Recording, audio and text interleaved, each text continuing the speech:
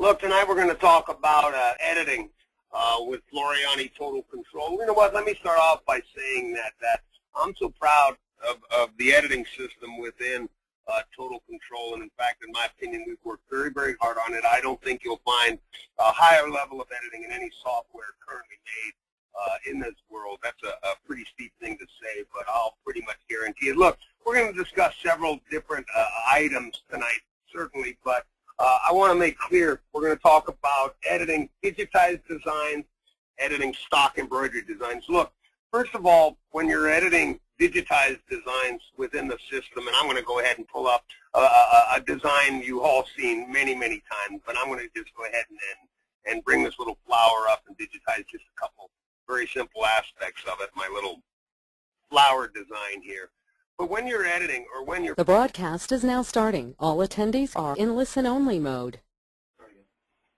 Hi, everyone. This is Walt Floriani. I believe we had a little issue with everybody hearing me. We're going to go ahead and get started again. Welcome this evening to Editing Features to Work With on Floriani's Total Control.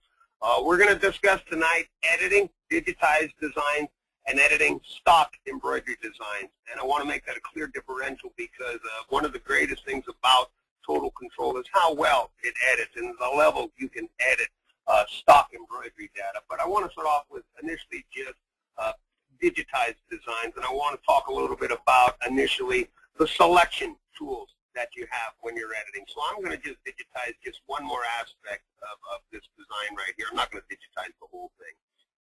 Let me just get this complete and get the graphic off the machine. First of all, in a selection, your selection tools are up here over on the left-hand side, and there's actually a third one I'll get back to, but you have an initial select tool. When you pick this select tool right here, and I'm going to start and we're going to begin with talking about a digitized design. When you use that select tool and you click on it, and you click on any element in a digitized design, you'll see that it's highlighted, all right? Now, at the same time, let's go ahead and bring up, and I want to show you the difference right off the bat in working with a stock embroidery design. I'll go ahead and bring up Fun Club logo. What I mean by stock design is stitch data. Data just brought in from any design you buy from anywhere, any format that you bring in. And I'm going to go ahead and zoom in just into this letter F right here.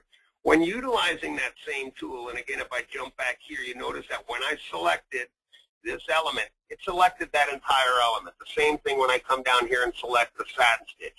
It grabs that entire satin stitch. But when you're working with stock data, stitch data, and you grab this selection tool and you come in and select, you'll see that it just picked this one element of that design. The way that the software reads a stock design, it doesn't see this entire color as a continuing or a total entity. It sees it as pieces that it was digitized in. So if I want to select that element there, the satin stitch, it'll select that element right there. If I want to select this element of the satin stitch, I'll select that right there. So rather than selecting that entire piece or that entire structure, it's just selecting pieces. Now, this you need to know, and especially the next aspect of it, because it'll lead right into the properties box where I'm going to go next. But let's say I want to treat this letter F as if I digitized it within the software. Well, that's the tool directly below your select tool, and that's the Lasso Select.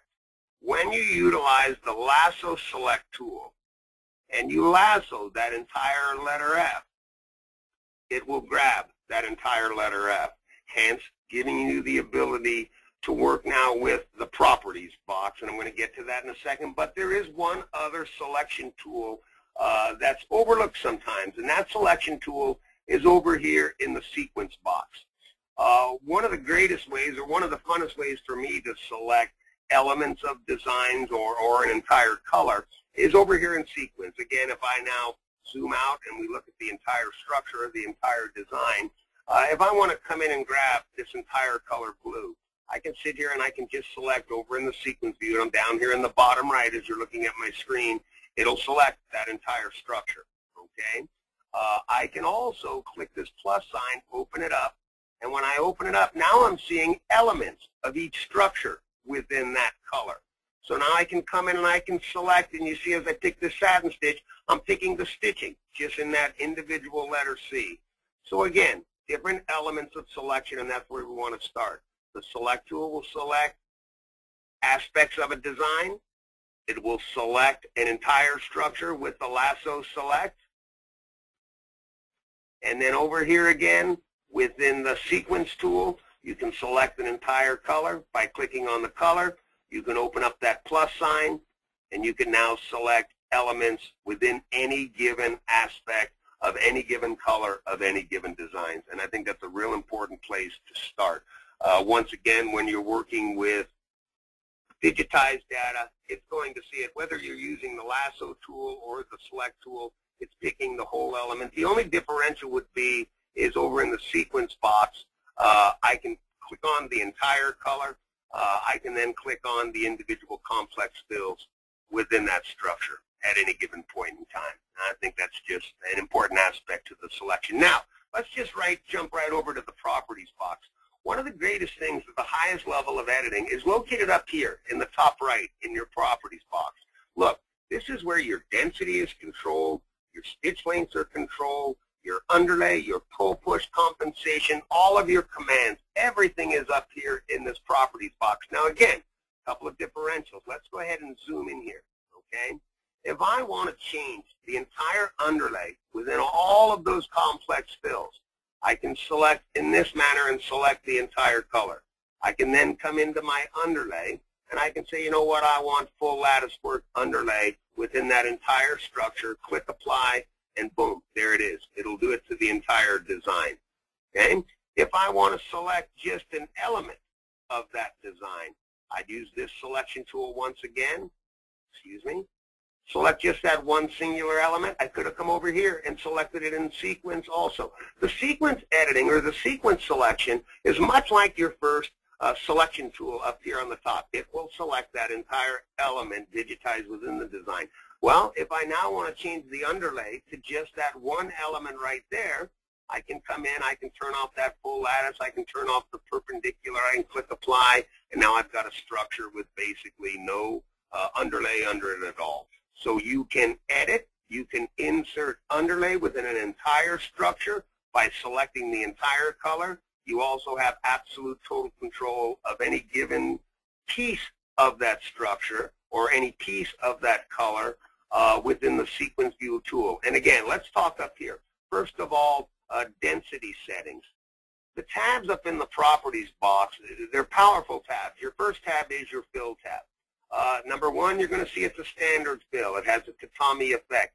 Your effects are all located below here. If you want to create a random effects, these are just different effects that are at your fingertips within the fill. The stitch length is actually the stitch length in that fill stitch. There's a 3mm stitch in there. If you want to change that to a 5mm stitch, just change it over to a 5mm stitch. Hit apply. It's going to change the stitch length. And then your density control is right here. Density setting of 0.4. If I want to change the density just that one singular element, I can change it right on that one singular element.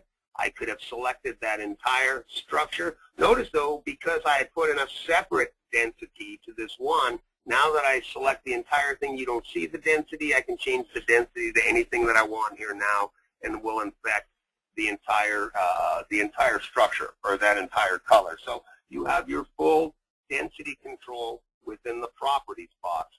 This is also where you'll control it in a stock embroidery design. Now again, the differential. Come in here and we'll just zoom into, and I'll get a little deeper color, that letter L. If I select in this manner, once again, I'm only going to select, well, it selected that entire thing. It was all digitized as one structure. If I want to go ahead and change the density to that one element now that I've selected, I can come in and I can set a density over here, and it will affect just that singular density of just that one particular structure. Okay, and you saw the density change right there. Or, again, I can come in here. I just have to move something out of the way here. Just 1 second, folks. Let me close these down. But I can also grab all the yellow or all the orange in that design, and I can change the density of that entire color. So you have this ability to change density throughout the entire design, any given color within an entire design. You can break it down into singular elements like that letter L, or again, I can come in and I can grab just one piece of like that letter F, and I can make a density change to just that one given piece. The density control in the software, absolutely amazing. Now, stitch length, and let me talk about the importance of stitch length real quick, and I'm going to go ahead and bring up this design. The normal stitch length when you're digitizing, and I'm going to try to throw some rules at you as we're going through this too, but the normal stitch length that we use in a fill, it has a range from 3 to 5 millimeters. I'm going to go ahead and change this stitch length all to a 3 millimeter stitch length. And you know what? I'm going to jump in the underlay. I'm going to put back in the perpendicular and full lattice work underlay in the entire structure again. Excuse me. Go ahead and mark that. And you'll see that my stitch count up here in the design, 1,890 stitches on those two elements with a 3 millimeter stitch length. Let me explain the range, 3 millimeters to 5 millimeters on a fill stitch. If I am stitching an area of a design that has no stitching going on top of it, you know what, folks? Take your stitch length to a 5 millimeter stitch length. I'm going to hit on this a little later, but you'll see that when I do that, I dropped almost 300 stitches, or a little over 200 stitches down in that entire design. If you're going to stitch on top of a fill stitch, I recommend that you use a 3 millimeter stitch in your digitizing. If I were to put, or let's say use, and you know what, I'll just actually come in here and I'll show you a very simple example. But if I make a fill stitch, just a stitch, square box, and I've used the 0.4 density with the 3 millimeter stitch, and then I come in and on top of that, I'm going to keyboard a letter T, just a letter T, and throw that on top. Excuse me, I want to make that a cap letter T. The issue with a stitch length, excuse me, let me jump over to the 5, and I got to grab that text. I'm sorry about that. Change the color.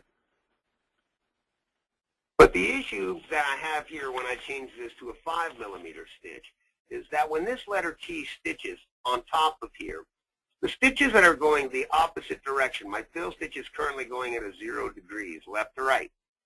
When these stitches on the top of the T stitch the opposite direction, you'll actually gap your fill. You'll see the material coming through the fill. Hence, if I'm going to stitch on top of that fill, I'm going to go in here and in the fill, I'm going to use a 3 millimeter stitch length on that fill stitch. For some reason, when you're at 3 millimeters on your fill stitching, you will not gap. Just an extra little important note.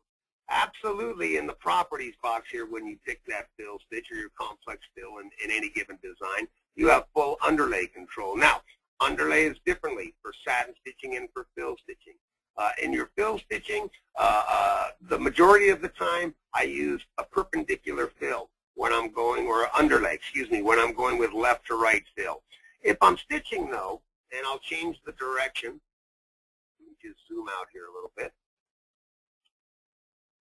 I'm going to change my angle direction on this fill to straight up and down stitching. If I'm stitching straight up and down, my fill stitch going in 90 degrees, my favorite underlay under a fill, folks, is actually full lattice work. Let me explain. The way materials are grained, the grain of a material normally is running at 90 degrees. That's why when you take a piece of knit and you pull it apart, it stretches. When you run a fill stitch straight up and down, many people tend to put in a heavier density because you'll tend to see the material coming through. It's not actually that the density is offset or incorrect. Normally a 0.4 density, you'll never need more density than that with a fill stitch. It's simply that the stitching itself is falling into the fill.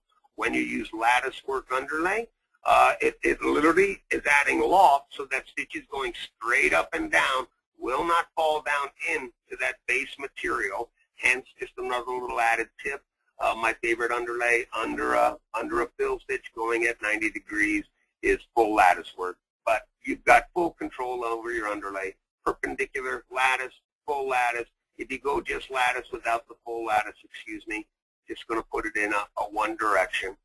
Also, if you're doing fill stitching, one of my favorite techniques, if you're doing a fill and you're not going to put a border around the edge of that fill, that's the time that I'll go ahead and use my edge travel or my edge walk. by putting on an edge walk underlay as the fill stitch tends to sink in the material. You formed a firm line of stitching that the fill falls against, hence you'll get a much cleaner edge. Your pull and push compensation is located up in the properties box, an extremely high level of editing. Look, very little software, if any software in the world, gives you both full pull compensation and push compensation. In fact, I don't know of any other software that gives you push compensation. The embroidery process, folks, has two constants, two things that constantly take place. And I'm actually going to give you the values, and I'm simply going to make, again, a keyboard letter I right off to the side here. But when I create a letter I, the letter I is a perfect example of the two distortion values or constants in the embroidery process. And the first constant in the embroidery process certainly is called pull. We've discussed it many times. The letter I stitches left to right. The letter I will always run narrower than the size that you digitize it or view it. The normal pull compensation of a satin stitch on a piece of knit, folks, is 2 to 3/10 of a millimeter. Now, most pull compensation on embroidery software was based on percentages. Well, Floriani software was also. But we've added and have developed absolutes. Why? Because we can absolutely tell you the values of those pull compensation. It's a much simpler way to understand the process. So when you're doing satin stitching, I always go into my pull compensation and I would set a value of 2 to 3/10 of a millimeter. That simply increases the width of that satin stitch on both sides, and you do have control on the first side, the second side, or both sides. In the case of most satin stitching, you're going to add it to both sides. 2 to 3/10 of a millimeter is the natural pull of a satin stitch. When you're working with fill stitching, the normal pull compensation on a fill stitch, as I now teach it, I used to teach 3 to 5/10 of a millimeter. For me, it's now 5/10 of a millimeter. So when I do fill stitching, I always add 5/10 of a millimeter, more width in the direction the stitch is going, and that will compensate for the natural pull of a fill stitch on almost all materials. 3 to 5/10, again, the majority of the time I teach it, it's 5/10. Pull compensation, satin stitching. Pull compensation on a satin stitch absolutely needs to be controlled on both sides in most cases. It is also 2 to 3/10 of a millimeter. Now, when I select 2 and I hit apply, what you see is that that letter I just got shorter at the top and bottom 2 to 3/10. What push compensation is, it's based on density and thread weight. Density, of course, is how close we put our stitches together. Thread has weight, measurable weight. When your stitches are a little too dense in an embroidery design, the weight of the thread builds up upon each other and forces the letter I to be taller at the top and the bottom. Even when your density is perfect, you get a little bit of push in an embroidery design. The natural push of a satin stitch in embroidery is 2 to 3/10. My firm recommendation when you're digitizing is always set your push compensation to 2 to 3/10 in your satin stitching. Let's reverse it and talk fill stitch. When you're working with fill stitch, the normal push compensation, going up and down because we're a 90-degree fill, it's going to pull 5/10. On both ends, where it pushes the opposite direction of the stitch direction, the push compensation on a fill stitch in the embroidery process on both sides, again, is 3 to 5/10. Normally I set it again at 5/10. It will get narrower, 5/10 of a millimeter on both sides. That is the natural push. In Floriani software, you have absolute total control of your pull and your push compensation. An awful lot happens up here in this properties box. It truly is where the highest level of editing takes place for overall control of your density, underlay, pull-push compensation. You also have control of the connection ends of your fill stitching. In a fill stitch, a chiseled end is an end where the stitch ends and simply moves to the transition stitch down. I'm going to zoom in so you can see the differential. Comes up to the edge of the stitch, and as it transcends across into the next level of density or to the next density step, it chisels the edge. It comes down at an angle. If I select that fill, come under General, and I connect it to a square and hit apply, you'll see that it squares the ends. I utilize that also when I'm working with fill stitching without a border. A squared end will allow you to have a much cleaner edge, so you have full control of the edging of your fill stitch, either squared or chiseled. This is also where you'll find your gradient fill control, and Floriani software will give you linear increasing, decreasing, convex, and concave. Those are for gradient fills, for blended fills. You'll use your controls there. Then certainly we go into the command section. In the command section is where you're working with your start command, your end command. Your start command is basically saying from the start point of the design, normally center, do you want to utilize a jump, a trim? Do you want it to stop at color changes? This is where you control the aspects of movement through the pattern at the beginning and the end of the pattern. I will normally select a jump stitch. The choice is yours. You know what? Many people will utilize a trim normally at the end. So many times you're going to put a normal. That simply means the needle is going to move in position and drop the stitch. And at the end, they'll apply a trim, so when the design is done, it will lift the needle, trim, move back to the center of the design, hence the design is in. Now, below that, you have two of the most important levels of command within an embroidery design. The most important stitches, folks, in an embroidery design is the lock stitch. This is where your lock stitch is controlled. Let me explain something. When you see a needle move, you finish a color, it trims, it moves to the next position, changes color, and the needle reinserts itself into the material. It takes 4 to 7 revolutions of the hook to retie to the top thread. In fact, many times you'll see what most people consider thread breakage at this point in an embroidery design. The needle moves, reinserts, as it starts moving away, boom, thread break, downtime on your machine. It's not actually thread breakage. What it is what I call thread pullout. Because normally when the needle drops and it begins to walk in an underlay mode that we've set maybe to 3 millimeters, the first 4 to 7 stitches, your thread take-up lever, which normally pulls thread to the material, is actually pulling the thread or pulling thread towards the needle, is actually pulling the thread out of the needle. When you set a tie-in and you have multiple choices, a basic and a triangle, the basic is a series of short stitches that drops in at a very, very minimal length. 4 to 7 stitches will initially drop. 90% of the time, 95% of the time, you'll never have thread pull out when you set either a basic or a triangle.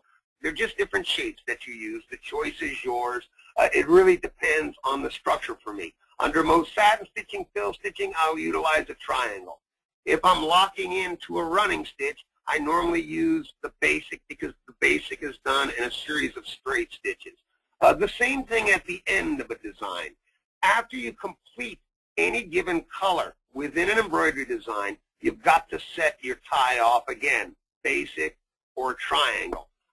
Basic is normally the one that I select again. The choices is yours. But you certainly, this under command, this is truly two of the most important aspects to your embroidery creation is your tie-in and your tie-off.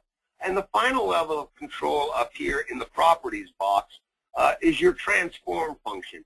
Transform is where you set the size of your embroidery design, where you can scale a stock embroidery design.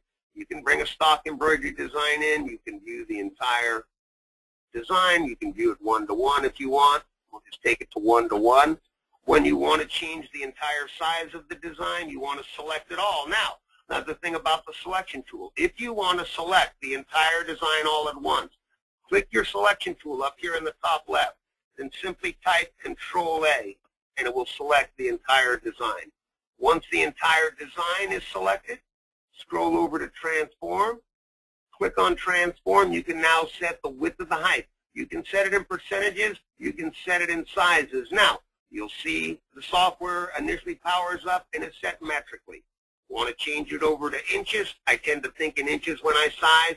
It can be done under Tools and General Options. You can set it right here, units of measure from metric to inches.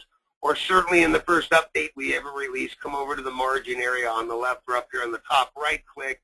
You can toggle over to inches right then. You'll now see that when we look and transform, it's now set in inches. So I can say, you know what, let's make this a 6-inch embroidery design.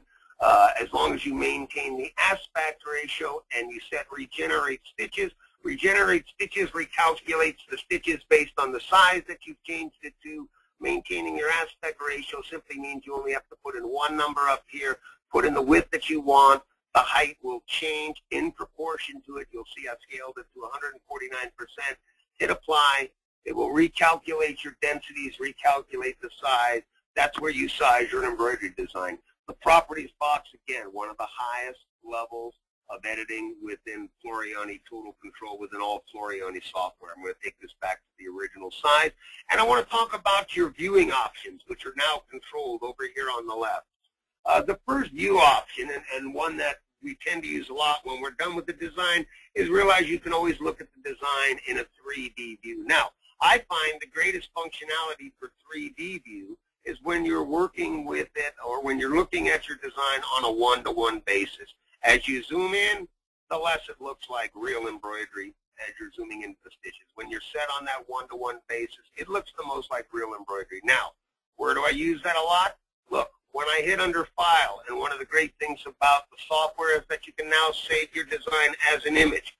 If you've digitized a design for a potential client, want to email it to them, save the image in a 3D view. That way when you send it to your client, they're looking at it as real embroidery or real embroidery stitches and not the stitch view. And if I click it off the 3D view, you'll see you're looking at the stitch view. Much, much more realistic in the 3D view. Also, when you're looking at in the 3D view, it eliminates all your trims and movement stitches with the exception of the final stitch, which moves you back to the center point. So you can always look at things in a 3D view. Now, another way to look at designs, or another viewing option, and it's one that I use quite often, is utilizing or turning on or off the stitches. Let me take it off the 3D view. When I want to go in and edit a design, an outline edit, so I'm going to come in here and I'm going to do a selection. And I want to now come in and edit. When you edit, we're going to use the shape tool. You utilize the shape tool for start point, end point, angle line, node editing. So I'm going to go ahead and click on my shape tool, and you'll now see I get angle lines, I get shape nodes, I get start points. Start points are always green, end points are always red. Well, one of the simpler aspects to editing is removal of the stitches. So I can actually come in here, and this little icon over here on the far left, 2 below the 3D box, actually hides the stitches within that embroidery design. When you hide the stitches in the design, I call it making it edit easy. If I want to come in and change like shapes, I will come into edit. I will tell it to edit, let's say, the outline only. I'll get back to that.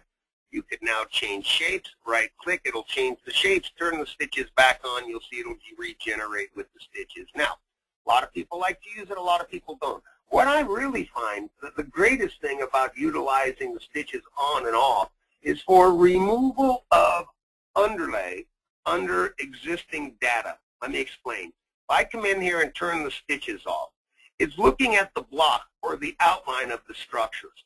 Well, because underlay is a separate entity than the outline editing within the software, I can now come into my selection tool and I can select all of the underlay within that given area, right click, and I can delete the underlay. So one of the ways to remove the underlay within a stitch file, and again I'm talking about stock embroidery data, one of the simplest ways is to remove it without the stitches showing, because again, once I remove the stitches, it's picking up. It's not deleting the shape of that underlay. So it makes it very easy to select the underlay under there, then simply with a right click, delete it. Yields a wonderful, wonderful level of control. Let me explain. When you're working within data, digitized within the software itself, your underlay, again, is fully controlled up here in your properties box. So I grab that fill. Well, if I want no underlay in that, I simply turn off the underlay, and I have no underlay in that entire design. But a stock embroidery design works differently, especially designs digitized by a digitizer who's done it a long time like myself. I used to lay what we call manual underlay. I didn't use the auto underlay in my systems because, quite frankly, when software was first developed, auto underlay technology was not that high of a level of the system at that point in time. So we used to lay a lot of manual underlay. Well, the way that software determines stitch type is a mathematical feat. A long story short, software cannot always recognize hand-stitched underlay. So when I want to come in and add underlay to an existing design, and I'll give you a nice example. I'll turn the stitches back on, and I'm going to zoom in here just into this letter O. I can come in here and I can absolutely select that structure, and I can absolutely come in and select underlay and say, now, you know what, I want to add a zigzag, and it'll add that zigzag underlay to that structure. But what it won't do, okay, and you'll see that zigzag was added, it did not delete the old underlay within that design. This is why sometimes when you process it through save to sew, you'll see a greater increase in stitch count. It's because it's not removing a lot of the old underlay within any given structure of that design or the entire design. And again, this is a key point, and I'm going to go ahead and undo what I did with that underlay. Okay, we'll undo that. I'm going to turn my stitches off. By turning the stitches off makes it very easy now for me to select the old underlay. A very simple right click, delete it. Now I'm in absolute total control of the underlay. Actually, when you work with it like that system, basically what you're doing is you're taking stitch data and allowing it to be controlled within the software as if it was digitized within the software. Very, very much like utilizing those stitches, turning them on and off, again, especially for removal of old underlay. You can also look at the stitches with what we call stitch ends, and right below the stitches icon, you have what's called stitch ends. Stitch ends are actually needle penetration points within every color. Every little dot that you now see is where the stitch is dropping. It's where I physically have dropped the stitches within that given design, all right? This can be very, very handy when you go into stitch editing, okay? It takes the guesswork out of finding a stitch, all right? I can go into my stitch edit. I can locate any stitch very simply now, and you have full control of that stitch in stitch editing.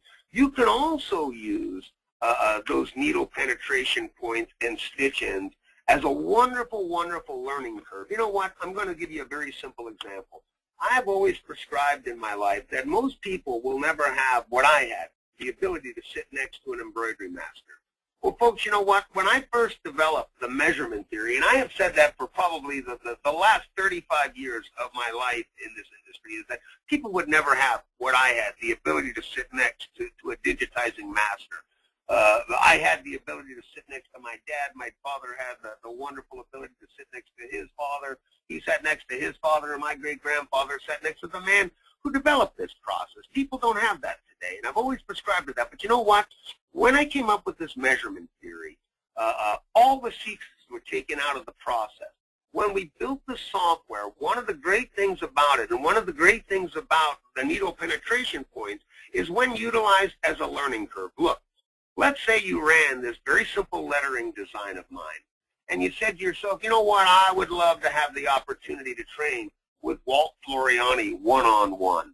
Well, look, because the system has the ability, number one, to show you the needle penetration points, when you look at a design like this, stitches under the top stitches are my underlay.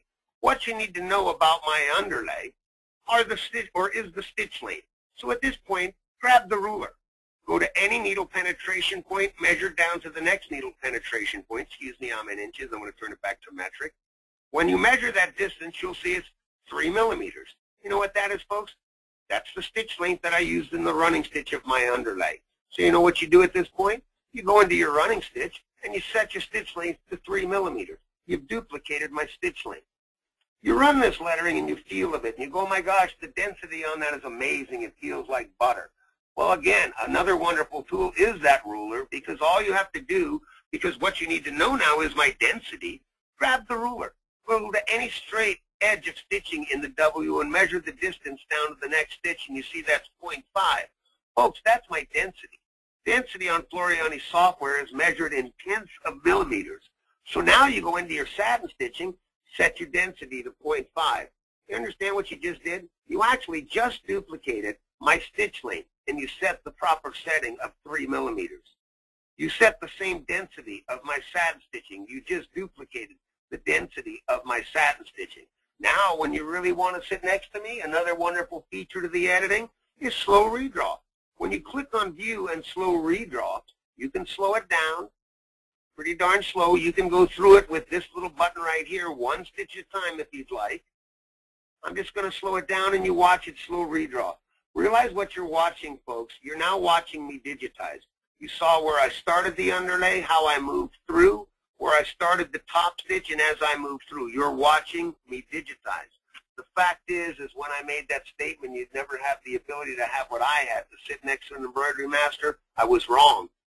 Once you work within Floriani software, and once you learn to measure and what to measure, there are no secrets.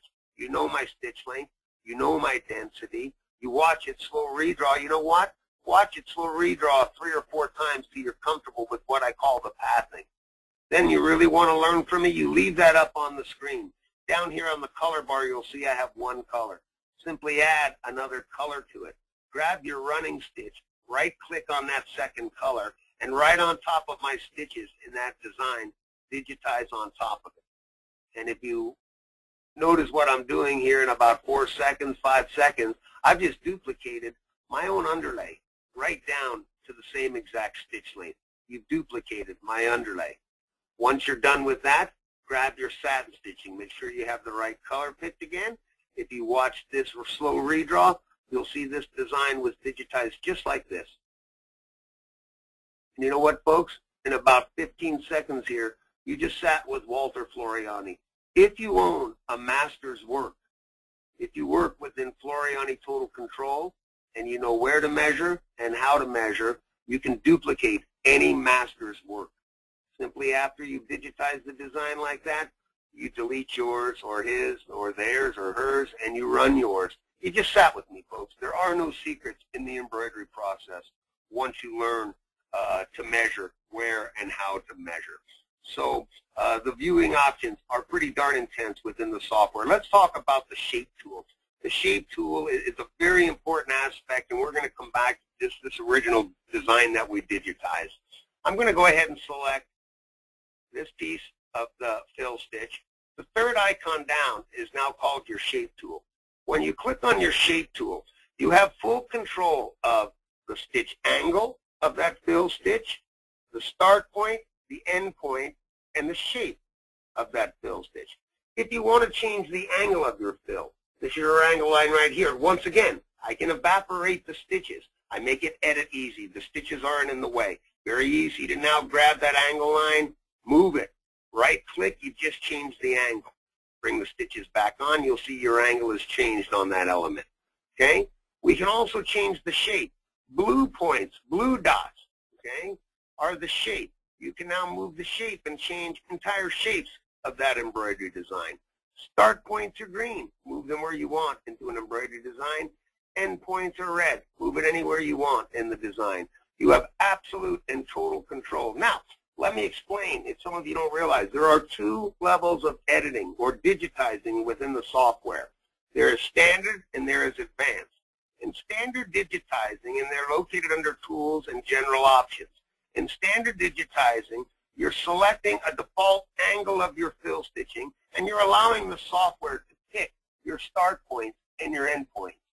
As simply as I can put it, when you're in advanced, you outline the structure. It then asks you what angle, where you want your start, or where you want your end. It's a little more input that you do. I find myself working in standard most of the time because the software is so edit savvy. The ability to change angles, change start points, change end points are just right there in front of you. Just simply do an initial select of the structure. Come to that third icon down called shape. You now have absolute control. Change your angles, change your shapes, move your starts, move your ends. It's that quick, and boom. It takes hold right there. Now, let me explain something about start point and end points with fill stitches specifically. I'm going to go in here and I'm just going to create a shaped fill. Fill stitches, folks, are the most obtrusive stitches to any given piece of material. I'm going to go ahead and do an initial select, and I'm going to come into shape. Now, one of the nice things about shape, and I'll go ahead and remove the stitches, is when you now come and right-click, the nice thing about shape in the edit tools, you can edit the outlines only if you want. If you want to affect just the angle lines, you can affect the angle lines. You can effectively edit just the entry-exit. If I want to delete all those other points, I can say, look, I want to look at just the entry-exit. Everything else now removes from the design.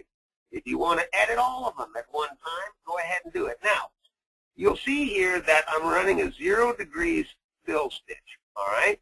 My start point is right here.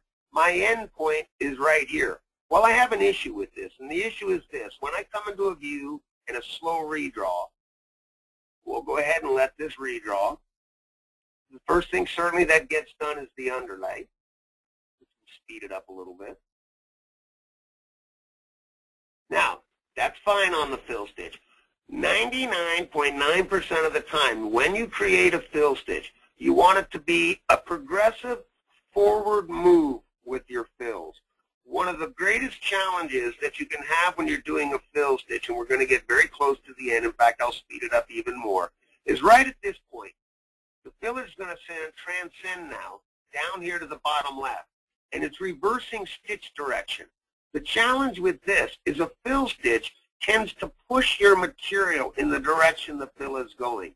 So as this fill now progressively moves up in this direction, many times you'll actually see a little piece of material pop up here. It's nothing you've done wrong. It's simply based on where you put the start point and end point in this design. Now it's progressing forward again. But because that end point was, again, located right here, and I'll back it up just a hair, it now drops down to the bottom and moves in the opposite direction. Absolutely a negative. So what am I going to do with a fill stitch shaped like this? Watch. I'm going to come in and I'm going to select it. I'm going to come in under shape. I'm actually going to change the angle line of this design to 90 degrees. I'm going to put my start point. It doesn't really matter, but I'm going to put the start point over here. I'm going to put the end point the farthest point away from that. Right click and it's complete. Why? Because now when I come into a slow redraw, I'm going to have a forward progression. Here comes my underlay. Then you see where it started to transcend. I'm forward progressing. Now it moves back right in this area. It came back. Forward progressing, moving forward. Continually moves forward. Forward, forward. Backs, comes forward. Absolute forward progression fill stitch. You'll have the least amount of challenges with your fill when you work with that philosophy. Basically, you want your fill stitch moving in a forward progression in almost every case. Now, one of the things that I like to talk about fills, or that I used to talk a lot about, was the stitch direction. In most of the early digitizing that I did, 99% of the time when I did a fill stitch, I did it 0 or 90 degrees. The reason why is the fill, again, is a very obtrusive stitch to materials. 45-degree fill stitches, okay, can actually twist your material. So if I laid a 45-degree angle, you can also control your stitch direction with a right click, and you can set the angle. We currently have 0, 45, 90, and 35. So let's say 45-degree right click, and it'll change it to that. But see, a fill angle of 45 degrees can twist your base material. Looks like pucker. It's not. You're physically twisting. You're stitching on the bias of that material. A fill stitch is a very obtrusive stitch. Now, that's what I used to teach. It doesn't really have any real credence anymore. Why? Because of Floriani stabilizer. If you use one of our fusibles, one of our sticky stabilizers, anything that you place that material on that solidifies it to the stabilizer, you stop the intense pull that takes place normally on the bias. Stitch direction now on fill stitches has almost no bearing anymore. So if you're not going to stabilize correctly, you might consider 0 or 90 degrees. as long as you're stabilizing with Floriani fusibles or one of our sticky stabilizers, Perfect Stick or Wet Stick, stitch direction no longer is a bearing. A couple of things now just about editing in satin stitching, because there is a little bit of a difference. Let me go ahead and just grab this. I'm going to grab that color red that I digitized on top of and just go ahead and delete this. When you're editing, and again, stock embroidery data, I can select just this one element of that fill stitch. Once again, coming into shape, I can now again move my start points, my end points, my angle lines. But realize, angle lines are normally placed over shape lines. So if you want to change the shape, right-click and say Edit, just the outlines. Those are your shape lines. You can now come in, move your outlines, right-click, and it takes effect. One other thing that I want to show you that we added, and I think is an amazing feature, what I call those outlines are actually node lines.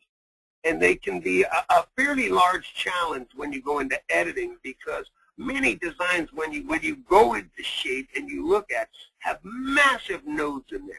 So if you, and I'm going to go ahead and I'll just show you. If I come in, I'm going to zoom out just a little bit here.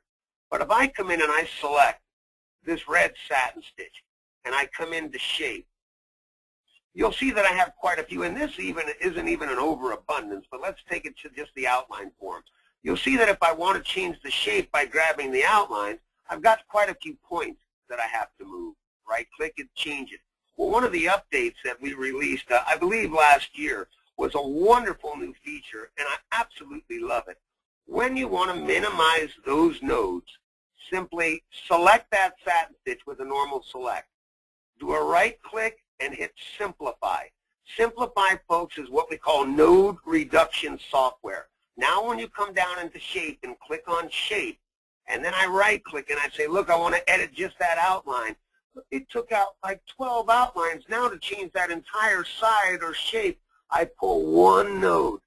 Node reduction software. It is an amazing feature to outline editing.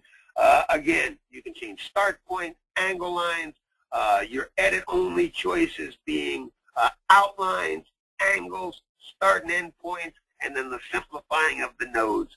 Kath, we're going to take just a quick little break and see if there's any questions to this point. Absolutely. The first question I want to ask Walter is two-part. The first is, why do they need underlay, and why would they want to remove underlay from a stock design? That's two great questions. First of all, underlay are the loft, two things. They are your foundation stitches and they are your loft stitches. Let me give you a very simple example, okay? We're going to go ahead and we'll just make, again, doesn't matter what letter, I can just use a letter I, okay? And I'll talk to you a couple of things about the underlay. First of all, when I make a letter I, my normal underlay is going to be traditionally a center line underlay, and I utilize a stitch length of 3 to 4 millimeters in the length of my underlay. Running stitch, the rules of it is length equals loft. The longer the stitch length, the greater the loft it gives to the top stitch of an embroidery design. It's like if you build a house, the first thing that's laid is the foundation. You look at underlay as the foundation stitches of your embroidery design. Without underlay, stitches tend to fall into the base fabric. Without underlay, under a fill stitch, the stitches tend to sink in. Now, there's a range of length for underlay. Underneath satin stitching, my underlay ranges from 2 to 4 millimeters in length. Smaller lettering, let's say 1/4 inch lettering, and below 3 millimeters for me. When I get into large lettering, I'm at 4 millimeters. Now, I want to show you a little trick for small lettering. Now, let me preface that by saying, under fill stitches I use the longest of underlay. Under all my fill stitches, I use an underlay of 4 millimeters in length. Length equals loft. The longer your underlay, the greater the lofting value. But here's a little secret with small lettering. For me, the smaller the lettering, the heavier the underlay, okay? And the lighter the top stitch. Let me explain. When I digitize small lettering, the traditional underlay that I will use is I will use a center line underlay with a double zigzag. So I pick underlay or center line and zigzag, okay? Now, you have full control on the inset of that zigzag also, so I can set it to a very minimal amount, okay? The reason why you want to utilize underlay, excuse me, I picked the wrong element on that zigzag. Lots of times I'll just even set that at 0. One of the reasons, or the thought process behind this is what we call loft and lock. Under small lettering, many times the center line underlay tends to pop out from underneath the letter. That's simply because of the pull function in the embroidery process. Well, when you do a center line underlay with a double zigzag, the center line at an exaggerated length of, let's say, 3 millimeter lofts the stitch. The double zigzag locks the stitch in place. That underlay can never pop out. I call it loft and lock. Underlay, in my opinion, are some of the most important stitches in the embroidery process. They are your foundation of stitches, bringing the stitches up and out of the base fabric. Now, the importance of underlay removal, okay? When processing, especially through Save to Sew, and I alluded to it a little bit earlier, because of the erratic mathematical beat of the underlay, of a hand-stitched underlay, the software cannot discern that as stitches. So old underlay done in a manual basis, it doesn't take out. Now, it's not that in processing it's really going to hurt it. So when I hit like File and Save to Sew, and I pick any given piece of material, number one, when you pick I digitized it, you're telling the software basically that it's distorted, not quite distorted enough. That's another webinar that we'll do. But when I hit Next, Apply, and Yes, it's going to add underlay to that structure. But again, it's not going to take out that old underlay. So right now I've got a stitch count of a little over 12,000 stitches, tells me how to stabilize, and boom, I'm up to over 13,000 stitches. Well, a big part of that came from that existing underlay that was already in there. It left that underlay and added some more underlay. So I'll go ahead and undo that and get back to the original. So this is a case where I'm going to come in, and you know what, we're actually looking at, and I'm trying to figure out the logic to talk to the code writers about how the software should be able to recognize old underlay. I would love to see the day when you can process a design, it pulls out all the old and simply puts in the new. But when I can select that now, and I turn off those stitches again, excuse me, icon, turn that off, makes it very easy for me to select that old underlay and to simply remove or delete the old underlay from the design, okay? Once I do that and I now process it through Save to Sew, it adds the perfect amount of underlay. So I do like to remove old underlay. But you know what? The fact is if you look at a design, and that design tends to have sufficient, or looks like it already has a lot of underlay under it, the best choice in Save to Sew to use is always the choice of I didn't digitize it. When you choose I didn't digitize in Save to Sew, you're actually telling the software that that design has sufficient underlay. So when I now go in and process for Batiste, and I say I didn't digitize, I'm telling the software I'm a very well digitized design already. I've got lots of underlay. You hit Next, Apply, and Yes. It's going to change the density, all right. It's going to add a touch more of distortion values, but it probably already has sufficient. But it's going to affect the underlay almost nil. And you see basically no new or very little underlay being added, and it simply added just a few stitches. So there is importance in removing old underlay, especially if there's too much. Very few times are you going to see too much. So underlay is of greater of importance in there than really taking it out. But there are times that I do take it out. I hope that's not too unclear, Kat. Now, Walter, as far as the Save to Sew function, if they have a design that looks like it has sufficient underlay, can't they just deselect the remove underlay? Absolutely they can, but we tried to simplify it a little bit. And actually, you know what, it's not really part of tonight's class, but I'll go ahead and just talk about this in Save to Sew. Folks, you have three choices in Save to Sew. It's a hard thing to word when we do it, but basically, when you choose Magic Wand, so you pick a material type and you're choosing Magic Wand, You're actually telling the design, and those of you who've been to my webinars before know, embroidery is an art form of distortion. I teach you to measure. When stitches meet other stitch types, they need to overlap. When you choose Magic Wand, you're telling the design, I was digitized within the software. I have no distortion values added, and I want the exact underlay that we've worked out for every given piece of material in Save to Sew, currently 65. When you choose the I digitize choice in Save to Sew, you're telling the software, I was digitized, but I don't think there's enough distortion values, and there's certainly not enough underlay. Save to Sew takes care of a design. Most embroidery designs digitized by a new digitizer. Digitizers learn to distort on traditional software, but very few times do they distort sufficiently or use sufficient underlay. The choice for me is always I digitize. When you look at a design, and I'll give you a very clear example, you bring up a design like our very famous design, our Columbine logo. You look at my Columbine logo, and when you go in and measure, and you look at it, you know what? You see lots of underlay. You see lots of overlap within that design. I teach you to measure. Go to the edge of the satin, measure the overlaps, 2 millimeters. Well, it only needs 1 millimeter or more. You see overlaps like that. You see underlay that have the sufficiency that you see under that design. Your choice in Save to Sew is always, I didn't digitize. I didn't digitize really means I'm a very well digitized design.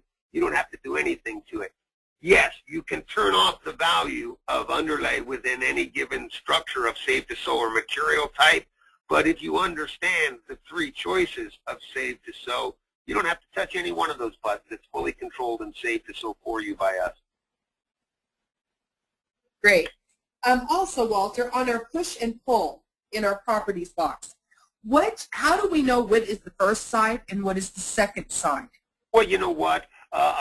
I've thought, and we've talked about it before, that it should say, and I'll make real clear, go ahead, and the simplest way in order to really do it, and I'll go ahead and just show you, I make a square box of fill.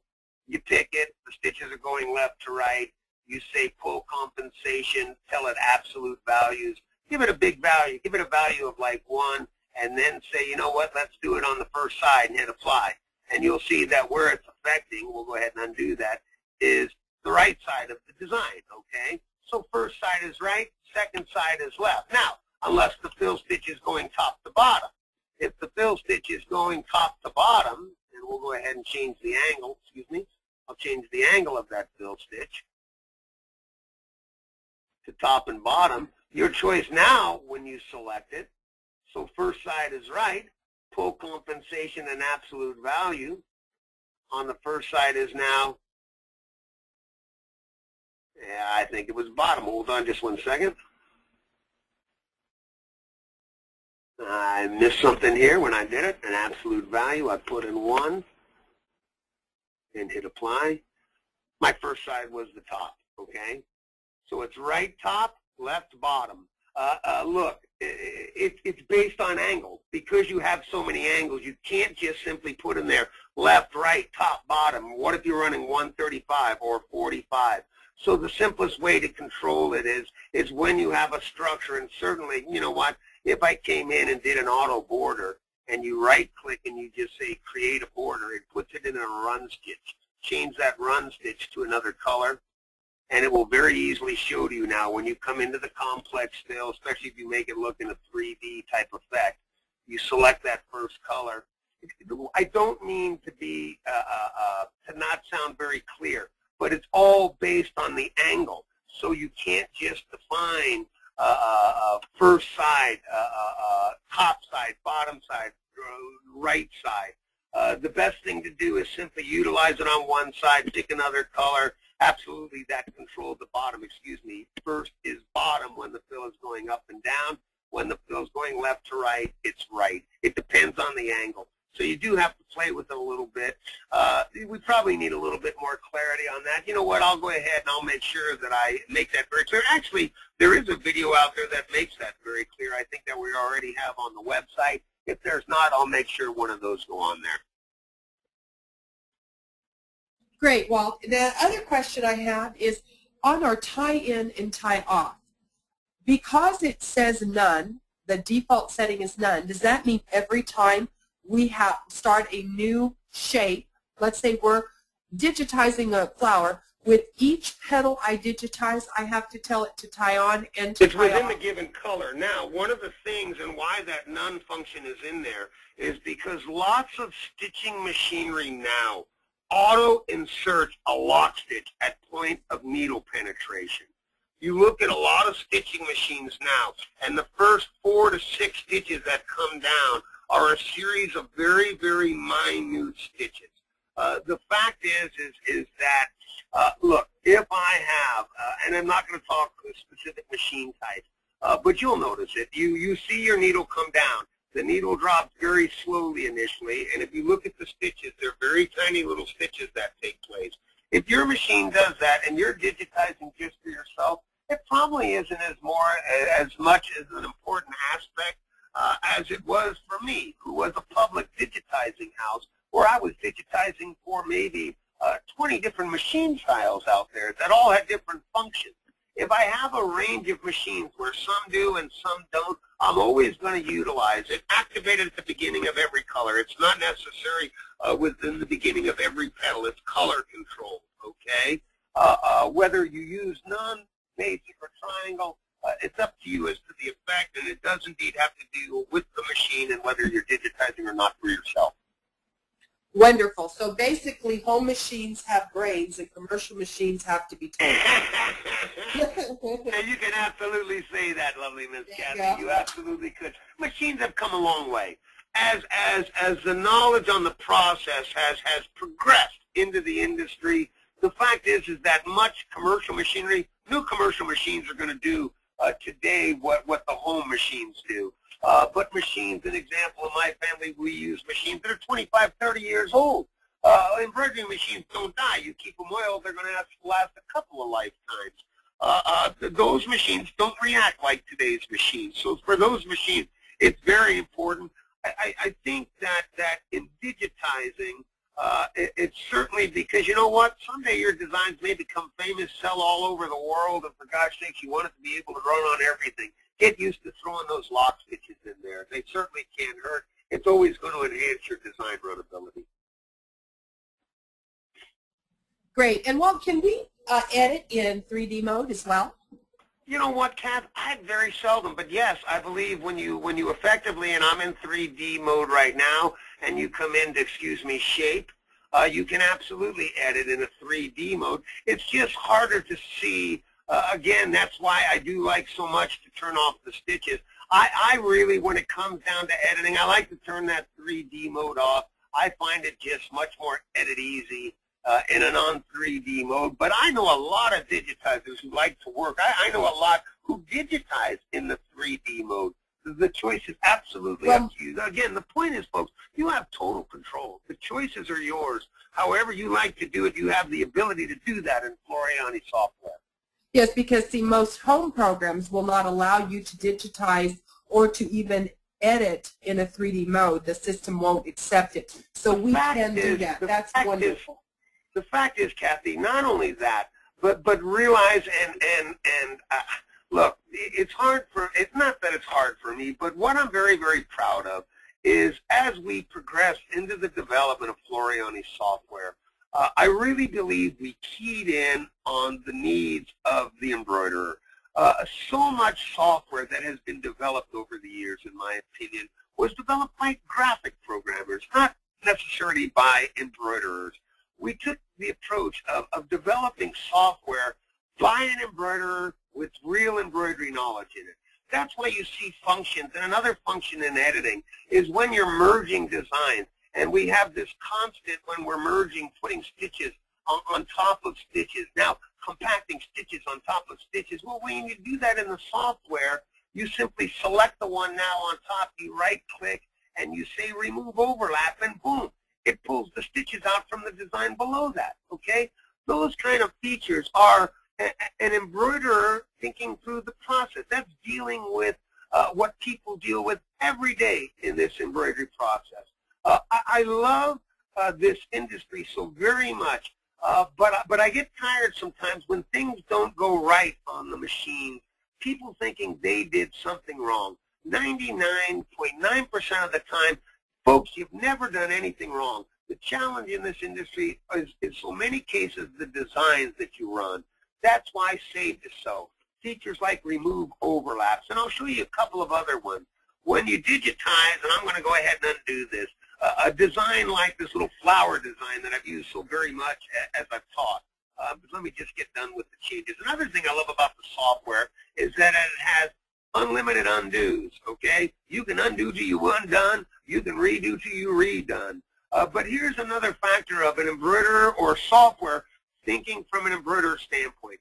When digitizers digitize, sometimes they do, in my opinion, the craziest thing. Example, come in here and you'll see it did that yellow fill first.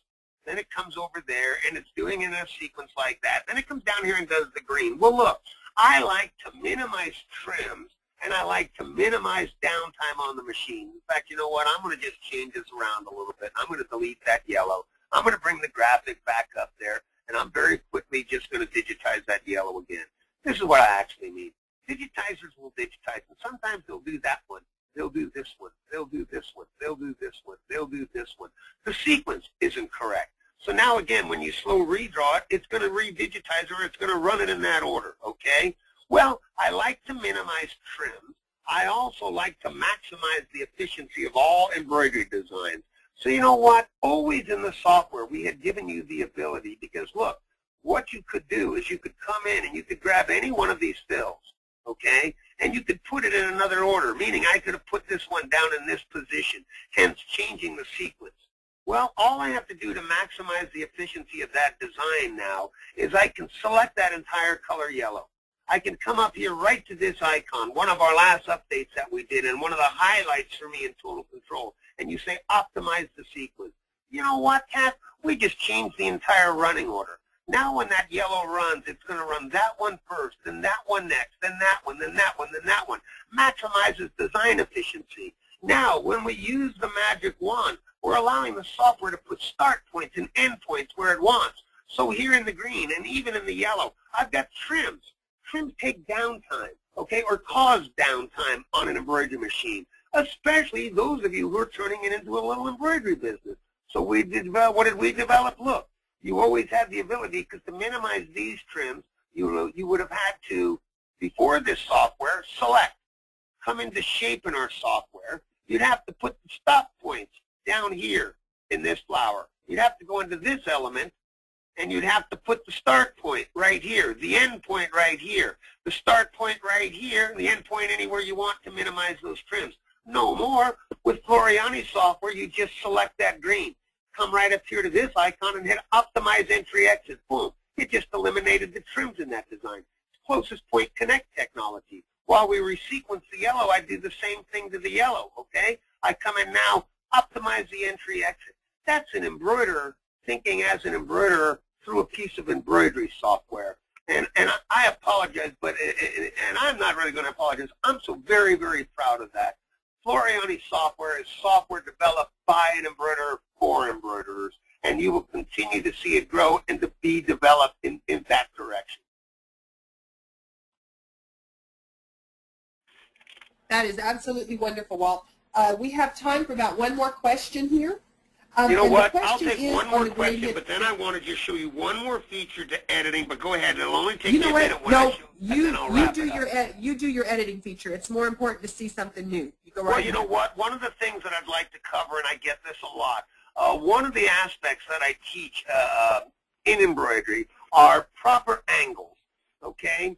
And one of the things that causes an effect on embroidery machine is called bird nesting. Bird nesting takes place at a point where a digitizer, when they've digitized like a letter L, have come from a straight element of stitching into a curved element back into a straight element of stitching. You're forcing the same amount of stitching from here to here as you have from here to here. Any of you who've ever seen me in my classes know that I teach proper angles, what I call angle in and angle out. This point just has to do with keyboard lettering. When you're working with keyboard lettering within the software, look, why does my keyboard lettering do hard lettering if I know so much about embroidery? Because look, honestly, the software initially was a piece of software that we took over and redeveloped. but there were a group of text design or text already in the software that we didn't fully redigitize all of them. Why? Because look, they're so easy to edit. Now, the challenge with text is that when you open it up over here in the sequence view and you select it and you come into shape, you have no ability to edit. Nothing will highlight. Yes, you can select it. You can now change underlay. You can change density, but you can't edit angle lines. Well, you know what, folks? All you have to do is right-click, break up your text. Again, right-click, break up text. Now select that text. Come to the third icon down. Now you have shape, okay? You can actually come in now, and you can shape, because all I have to do now is change that angle line, change that angle line, right-click, and you just eliminated bird nesting ever taking place. The editing point that I wanted to get was that text designs have very little editing within the software. No software gives you editing within a text structure. Simply right-click on Floriani text, break it up, and you have full editing. Basically, when you break it up, you're turning it into a stitch file. The highest thing and the strongest aspect of Floriani software, you know what, is how it treats stock embroidery data, stitch data. Stitch data, when brought into Floriani software, it thinks it digitized it. That's why it can do the things that you've seen it do. Look, the ability to grab a structure, a stitch file, to be able to select it, having nothing to do with the software, to hit reshape, to change an angle, to change a shape, to move an end point, to move a start point where you want and have it effectively change like that, that's been unheard of in embroidery to Floriani software, and I'm so very, very proud of it. Not trying to sound arrogant, folks. I'm proud of that. It's the highest level of editing that I think you'll find in this world in any embroidery software. It's been a pleasure to work with you all tonight. I love this kind of stuff because it gets us into the real meat of what embroidery is about. Hugs and stitches to you all. Kathy, if there's more questions, I'll take them, but I'm already over time, I know. Yes, we are, Walter, and I want to thank everybody for being here tonight. I want to thank our moderators that help us answer questions, and I also want to thank our fantastic tech support team that continue to take care of you on the days that we're not on the webinar. Walter, we love you. We thank you so much for all your knowledge that you share with us. Thank you. I love you all. Thank you also, support people. You all are the backbone of this software. I don't know what I would do without you. I love you all. Hugs and stitches, everyone. We'll see you next time.